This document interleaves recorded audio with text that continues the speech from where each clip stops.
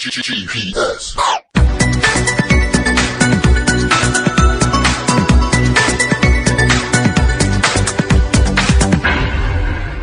Chapter 26. Confusion. What's the worst state to live in? The state of confusion. Reb Simcha Bunim of Pshischa said, a person must imagine that the Yetzer Hara is constantly standing right in front of him with an axe ready to chop off his head. And if you don't feel that way, that means he already did. Hashem created you on a much higher level than an animal, but somehow, sometimes, you can end up living like one anyway. You may find that regarding certain specific sins, thoughts, or actions, you are not just dealing with a typical desire that is pulling you to sin. Rather, you have reached a point that you have become completely meshubed, bound, addicted to these sins. How did this happen? The Nesiv Shalom says, Hakol mishum she'ein zu hiskabrus Yetzer Hara ba'alma, elahu hafach liyos meshubed legamri be'inyan zeh, ad she'enoi shalat al atzmoi klal lehisnatek mihara. There has been a major shift within your mind.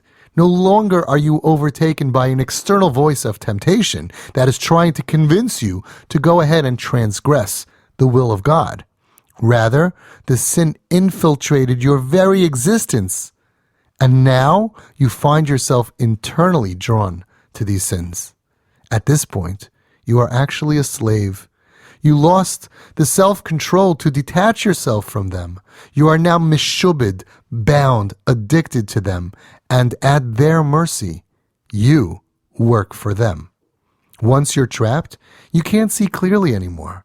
What is important seems silly, and what is silly seems important. Everything is blurry. Where is God? Where are the good things in your life? How come peace and tranquility elude you?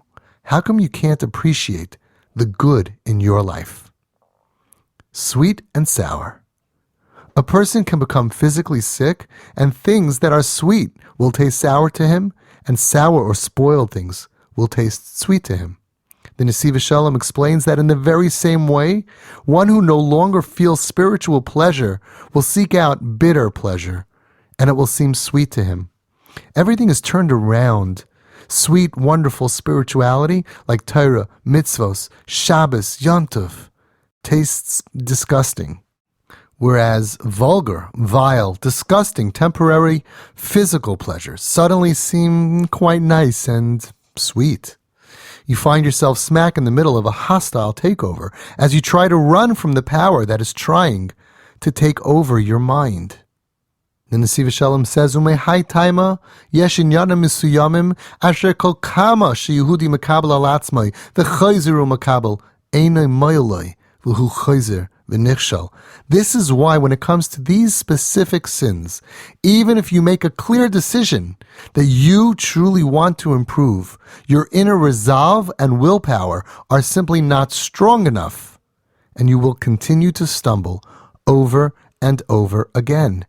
Your bechira, power to choose, is now irrelevant, because no matter what you choose, you can't follow through with it, since your addiction controls how you act.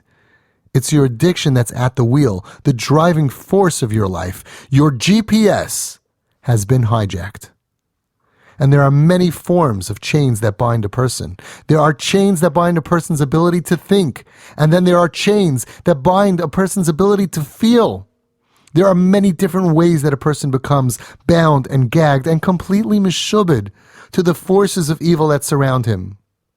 When you follow your Yetzer Hara, the evil inclination, to think or perform averos, sins, that you already decided are wrong for your life, and that's not what you really want to do, and yet you still do it over and over, that shows you that you do not have the ability to control your own self. You may be living in a free country, however, you are not free. Your mind is chained down, bound, and controlled by outside influences that have infiltrated your mindset and have become who you are. Inside your conscience, you're suffering because you know that you've lost the ability to control your own self, and that hurts. Deep inside, you are full of incredible emotional pain. You have lost control over your own identity. And now you lack an identity. Who are you really? What do you truly stand for? Who is really in charge of making decisions for you? You know this is not the way you really want to live your life. You want to be better. Why can't you just grab hold of yourself and regain control over your own mind? You are down and out. And this is exactly where the Yetzer Hara, the evil inclination, wants you. It's bad enough that you're not going to Olam Haba, but you're not even enjoying Olam Hazeh. Let's bring an example to prove the point. Misguided. Shimmy was late, again, for a meeting. He had to be in Manhattan in 45 minutes. Okay, no problem. He jumped into his car and entered the address into his trusty GPS. Oh, no, not the book. The real one. You know, the other one. The one that people, whatever. You know what I mean. Shimmy didn't know that his archenemy Simon was out to get him. Simon, a technological evil genius, managed to break into Shimmy's GPS frequency, and now he was able to direct Shimmy in any way that he wanted. Shimmy got on his Bluetooth and partook in an important conference call while blindly following whatever his GPS told him. Turn left, turn right, turn right, turn left.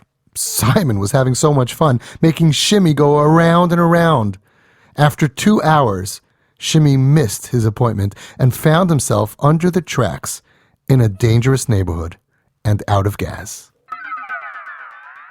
In the beginning, you utilized your free will to follow the external temptation. However, after continuing to choose this thought or action over and over, this external temptation slowly transformed itself into becoming an internal and integral part of your very being. It somehow became a part of who you are, and it became your natural way of thinking or acting. Eventually, you lost some, or most, and sometimes even all, of your God-given ability to choose right from wrong. You lost your free will. Looking back, you'll remember the days when you began your journey. In hindsight, those original urges were so small. If only you would have utilized your self-control to withstand those tiny, relatively small urges. You would have spared yourself from much bigger urges, from more challenges, from more pain. How foolish you were to give in and open that door. And now, the urge is entirely different from the first few times that you casually utilized your freedom of choice without thinking about the long-term consequences. Now, your mind needs those thoughts. Your body needs these actions. And now, in spite of your decision to change your ways, you may find that you've lost the power to carry out your new will. You have become powerless. At this point, you are the bad influence in your own life. This urge is now your own urge. It is now a part of who you are, and it becomes extremely difficult to wrestle back control from it.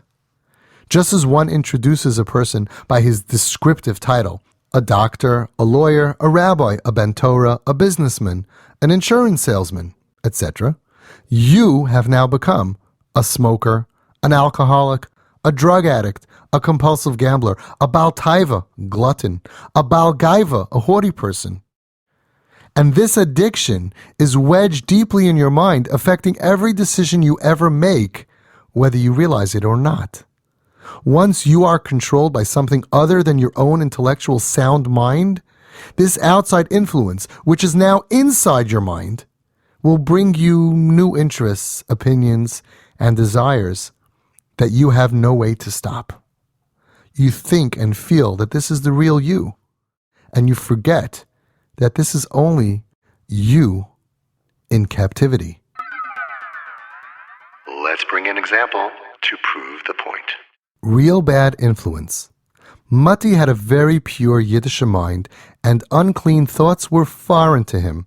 However, he spent a lot of time with Josh, who always told him unclean jokes and looked at life through a filthy lens. After a while, Matti didn't need to hear these jokes from Josh, for his own mind produced them for himself. Once this crooked mindset becomes the starting point of your own internal thought process, you will base all of your decisions on top of this warped and crooked foundation. At this point, you will use all of your God-given intelligence, wisdom, and logic to defend crooked ideals and false concepts. Your internal calculator is broken, and you are living a completely false life. A cocktail of confusion. The Zohar HaKadosh says something fascinating. Oisius harishonos shel Balak ubilam heim bilbul, va'achronos heim Amalek. Ki ze gam klipas Amalek, lahachnes es ha'adam bebilbul hadas, she'al yidei zeh hu kuloi biyad hayetzer hara. The first two letters of the names Balak and Bilam create the word bilbul, which means confusion, and the last two letters of their names create the word Amalek, which represents everything that is against what Yiddishkeit is all about. Authentic Yiddishkeit understands that the biggest threat to a Jew's spiritual well-being is confusion. For once in a state of confusion, you are completely in the Yetzer Hara's clutches. Let's bring an example to prove the point. Sip by sip. At 30 years old, Ruby did not expect to pick up any addictions. He always enjoyed a l'chaim here and there, and he never drank too much and usually never even drank during the week. As he went through some difficult times, he began to take a shot after Shacharis just to get the day going. He found that after work, he was very tense, and so he started to take a shot, or 3, when he got home. He felt that it was simply the best way to deal with the children, since he needed to be more patient with them. After a few months, he found himself finding more good reasons, to take a shot here and there throughout the day. Like if a good thing happened, or if a stressful situation happened, or if nothing happened at all. Slowly but surely, the dependency crept up on him and he became a full-fledged alcoholic. Looking back, he realized that each one of his friendly shots that he happily welcomed into his life were actually all in on this scheme the whole time. Each little individual weak shot, that of course he could have chosen not to take, they gathered together. They were all part of this coup d'etat, and now they all ganged up on him and took over his own mind and destroyed his self-control. He is now completely at their mercy. What was once a simple, easy decision, like not to do certain acts, not to think certain thoughts, not to look at certain things, not to drink certain things, not to smoke certain things, now requires an incredible commitment of TME, time, money, and effort, to get the assistance you need because you lost control over your own mind. Each time that you do not successfully maintain control over yourself, your future ability to control yourself fades away.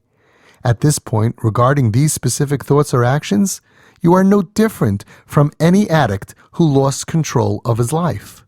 Once you lost the ability to control yourself and make the decisions that you want to make, you became a split personality. It used to be that once you made a decision about what is best for you, you were able to follow through with it. Meaning, if you came to the conclusion that something was bad for you, you were able to stop doing it. If you came to the conclusion that something was good for you, then you were able to make a commitment to start doing it. Life was so simple in those days. But now, things have changed quite a bit. You may decide what is right for you from an intellectual or moral standpoint, but there is another part of you that is the really part of you that is in control of you. And that's the part that is controlling what you actually end up doing. This evil part of you does not even allow you to follow through with your commitments and resolutions. We're not talking about things that other people want you to do. We're talking about things that you yourself want to do. You become a living, breathing hypocrite, since you now have thoughts or actions that are not in sync with what you truly want for yourself. You will find yourself confused, thinking, hey, didn't I already decide to do this good thing? Why am I not doing it? Hey, didn't I already decide that I should have these good thoughts? Why am I not following through? Hey, didn't I already come to the conclusion that I don't want to do these bad things? I don't want to hang out with those people. I don't want to do, all the different things. Hey, didn't I already decide not to have these kinds of bad thoughts? What happened after my decision? Who's really in control here? Let's bring an example to prove the point. Itchy Yitzy. Mosquitoes bit poor Yitzy all over his face, and it was itching him like crazy. He knew that the best thing for him would be to hold back on the urge to scratch, and he tried so hard not to. But then he just couldn't hold himself back anymore, and he lost control. He scratched, and boy, did it feel good. He thought that he really fixed his problem. But only one short minute later, that same crazy itch returned, with a vengeance. Yitzy clearly understood that giving in to the urge to scratch only helps for a really short amount of time, and that makes his situation even worse than it was before. And yet, all day, he kept finding himself scratching away. His good friend told him, "Yitzy, if you just don't give in to the urge to scratch, in a few days this will all be history." But Yitzy couldn't control himself. He kept scratching. It kept itching. He scratched more. It itched more. Scratch, it, scratch, it, scratch, itch. 2 days later, his face was a mess. His scratching caused the bites to bleed. Then his skin became infected, and he had to buy all kinds of anti-infection creams. After about a week, scabs began to form. That was the good news. But then here's the bad news. Because if you think that the original irritation was itchy, boy, oh boy, were these itchy scabs itchy. Yitzy, now known as Itchy, just couldn't control himself, and he kept scratching off the scabs, preventing the healing process from completing, and thus he entered what we call a vicious cycle. Scratching, bleeding, creams, scabs, scratching, bleeding, infection, no more scabs, more bleeding, more creams, infections, pus, creams, scratching, bandages, finally, scabs, scratching, bleeding, and back to the beginning. Because of Itchy's lack of self-control, the relatively minor problem that should have been gone after just a few short days turned into a huge life-altering situation that ended up scarring Itchy for the rest of his life. You were meant to be a king over your own personal empire. However, the outside influence that you yourself happily invited into your own castle orchestrated a hostile takeover and demoted you to not having any influence in determining your final destination. This out-of-control behavior, or addiction, rips you up inside and causes inner turmoil and deep emotional pain, and it destroys the quality of your life. Now you find yourself being bossed around by external corrupt and immoral ideas that are now sitting in your executive chair in the penthouse suite of your mind. Let's bring an example to prove the point. Overnight nightmare. Yankel founded a company. After a few short years of incredible success, Yankel took his company public. When the company hit some challenges, there was a sudden hostile overnight takeover. And overnight, the shareholders voted Yankel out of his position of power. The next day, Yankel came to work as usual. He had no idea about what happened. As he pulled into the executive parking lot, he couldn't find his parking space with his name on it. That's strange. And then when he entered the building, the elevator operator told him, "Sorry, you may not ride the presidential elevator to the executive offices.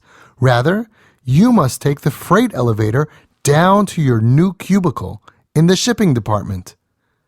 As bad as this situation was for Yankel, it was even more painful because the guy who orchestrated the hostile takeover and took over as the new president and CEO replacing Yankel was a homeless kid who Yankel personally liked and had invited to join his company. Being shoved aside by the thoughts that you yourself happily invited into your life is extremely painful. And now you are forced to think thoughts that you no longer want, you no longer enjoy, and yet you cannot even find any way to stop yourself. You are your own worst enemy. Ultimately, the worst condition for a human being is to lose the control over his own mind. For if you are not controlling yourself, then in what way are you better than any animal? And this is the problem with sinning over and over. The Gemara says, the Amar Rav Huna, Kivin she'avar adam avera v'shanaba, when a person sins and then repeats the sin over and over, hutrulai, it's permissible for him. The Gemara asks, really? Hutrulai sakadatach? Does it really become permissible and okay for him to do that sin? The Gemara explains no. Elanasis lai keheter.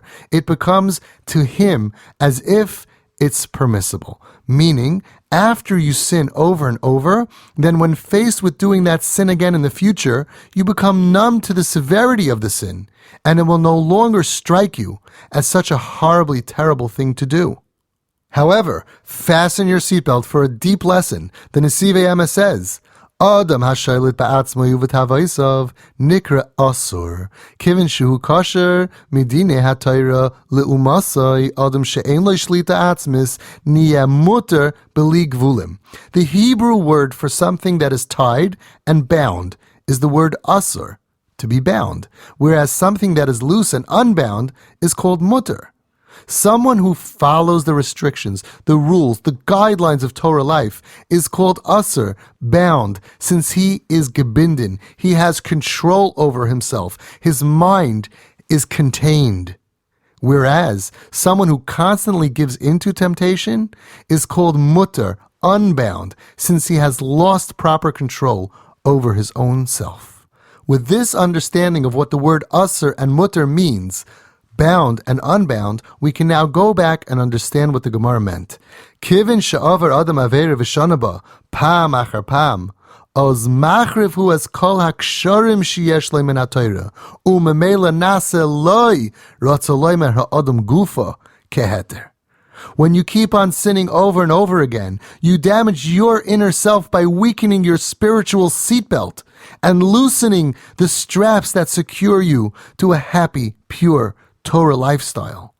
All of these sins, nasalai, cause the person himself to become keheter, like an unbound animal who is not capable of utilizing any self-control. Nasalai keheter is not referring to the sin that is now perceived by the person to be mutter, but nasalai, the person himself becomes keheter, like an unchained, unbridled, unbound animal who has no self-control. Even though no one else can see it, there's actually a full-blown war going on in your mind right now. There are scuffles, skirmishes, kidnappings, undercover agents, double agents, terrorist attacks, suicide bombers, and perfectly orchestrated attacks. Your self-esteem and self-worth deteriorate as you struggle with the fact that you do not have the ability to perfectly control your own being. You are a slave to a faceless master that you cheerfully once invited into your mind. Your new master has no morals, no values, no pity, and no boundaries. He is relentless, persistent, unyielding, and ruthless. He is the new you. Your life becomes one of great confusion, frustration, and guilt. You try to find ways to blame outside circumstances or other people for your own inability to follow through on your own hachlotos, resolutions. So you feel like a loser. And this friction can tear you up as you watch yourself slipping into your own personal exile. The Nesivei Shalom says, V'zeh mashmois golus pnimis. That's really what's going on here in exile. That's what it means to be in this internally terrible galus. Kishahaneshama eino sheletas al nefesh habahami sheba'adam. V'az hu bebechinas shivya shehu haschalas hagalus. You have entered your own personal inner exile. As your holy Yiddish neshama loses control, you are becoming a captive at the mercy of these forces that are fighting you tooth and nail to control your life. At this point, you can only dream of a time that you will actually be able to determine for yourself the way you want to act and regain the life that you really want to live. You dream and dream and dream. You may have dreams, but they are far from reality. And right now, you can't pull yourself up. You are powerless. And boy, does that hurt. Looks like you need an extreme spiritual makeover. So stay tuned for the next section. Let's review all the authentic Yiddishkeits of Section 4. Authentic Yiddishkeit understands that life is very much like a roller coaster with all kinds of sharp turns, crazy ups and downs, and unexpected drops. Torah life is the seatbelt. Sure, it's restrictive, but deep down you know that it's the only safe way to get through life and even get to enjoy the ride. Authentic Yiddishkeit believes that self-control is the epitome of achieving the highest level of living the human experience and will give you the most satisfaction you can have in your lifetime. Want to really enjoy life? Utilize your self-control. Authentic Yiddishkeit understands that only the person who has control over himself is truly free. He is the one who is free to pick any path that he believes is right, and he can control himself to stay on that track, to accomplish whatever goals he sets for himself. Making decisions about your life and actually following through with them is the ultimate human experience.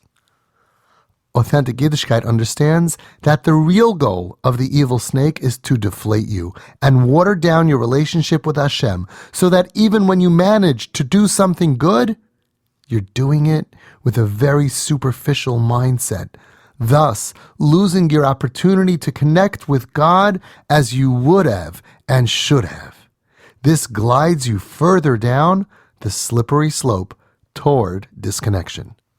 Authentic Yiddishkeit understands that the biggest threat to a Jew's spiritual well-being is confusion. For once in a state of confusion, you are completely in the Yetzer Hara's clutch.